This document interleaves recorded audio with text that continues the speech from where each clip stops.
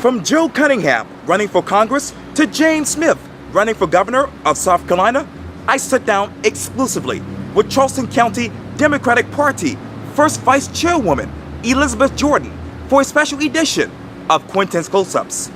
And be sure to download the free Quintin's Close-Ups app in your Apple or Google Play stores. Elizabeth Jordan. Quintin, how are you? Oh, I'm doing great, actually. Good. It's so good to meet you in person. Finally, right? Yeah. I've enjoyed your interviews. Oh, thank nice you. to meet you finally. Well, thank you. Love doing the interviews, to the grace of God. Yes.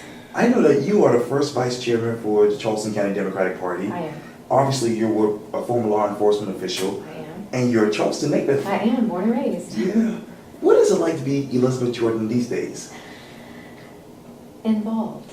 Busy. Supporting the party and the local advocates and everybody else involved with the Democratic issues and events going on. Keeps me very busy. And you talk about busy. Let me talk to you about the Charleston City Paper article in which it reads this. The headline, that is, Cunningham goes up with first TV ad in first district race. Obviously, we're talking about Joe Cunningham, Yes. who's a Democrat running for the first congressional district. Yes. And I know he talked about term limits, new leadership, and he also says he's not going to take any corporate PAC money. Okay. But he wants to serve the people of the first district. Sure. What is it like to see him as the party's nominee right now? Exciting. He is an amazing, dynamic candidate. I've enjoyed getting to know him. Charleston County Democrats now shares an election office with the Cunningham campaign. So we work closely with his campaign and with him. And what you see is what he is. Okay. What he speaks about, what he stands for, is how he is to the core. That's what I've learned about him. And let me also continue with the Charleston City Paper. Sure. This headline reads this: Charleston Dems call for Arrington to withdraw from event with ex-Fox host accused of sending unsolicited lewd text messages.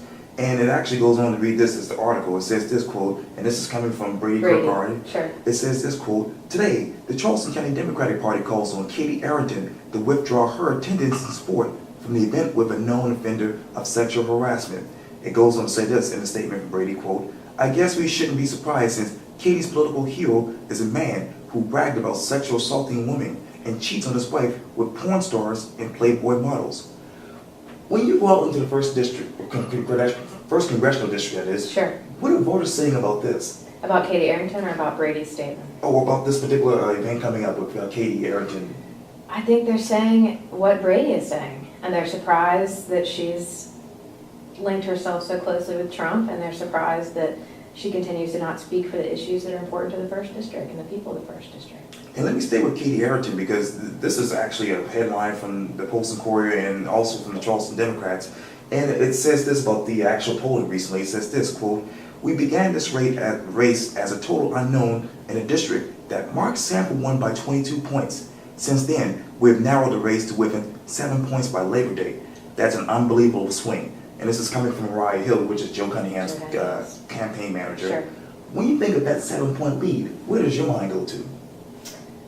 The 7-point lead that she still has over him. Right. It goes to just getting Joe out more and his message out more and making statements and bringing to the limelight events that she participates in and things that she says that are against what the first district stands for and what it wants to see change.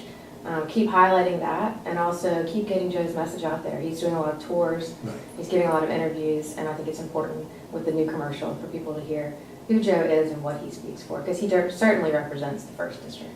And and that's what a lot of people are saying. He is. And It's a good fit. Okay. And from Joe Cunningham to James Smith, I know that obviously the Post-Courier says that in this headline, hoping to beat Trump back to governor, Smith needs more South Carolina voters to know who he is. Who he is, right. Who is James Smith? I think his first ad that came out the other day was extraordinary.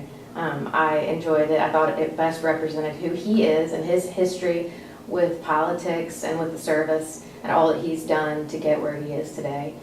James Smith is a leader, and I think he's going to be an incredible governor.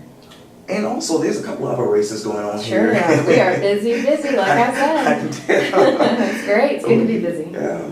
And obviously, it's the heated Attorney General's race It between is. Constance Nassapul and obviously Attorney General Sure. Alan Wilson. Sure. And you know, I interviewed Constance. I enjoyed your interview with Oh, Constance. Yes, I thought it was a good chance to get to know her better. Yeah, great lady. Who else should we know when it comes to Constance Nassapul? who else should we know or what else should we know about her? Right. We should know that I have enjoyed getting to know Constance. I admire her as a female standing up and running for something like this. And she is also a leader, and I think she has a lot of great ideas, new ideas about how to make the Attorney General's office better. You talk about women, you talk about ideas. Yes. Let me talk to you about Emerge South Carolina. Great. How do we get here with that?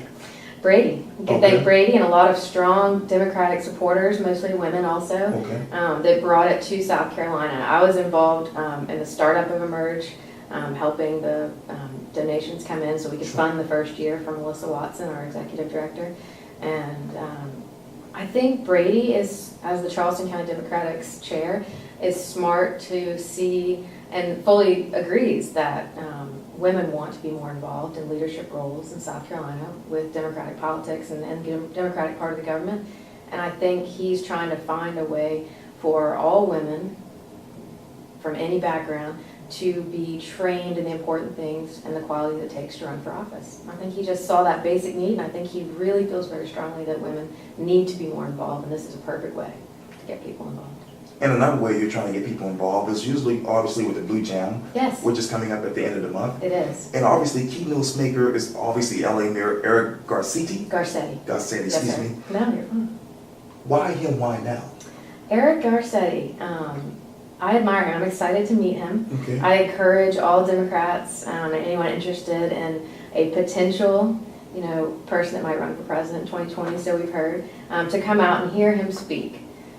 He's been very supportive in South Carolina of our party, and he's here because he understands, he's been to Columbia, he's been to Greenville, he's here because he understands that he needs to be on the ground making connections, hearing what people have to say in Charleston, South Carolina about what they want from their government, what they want from their party.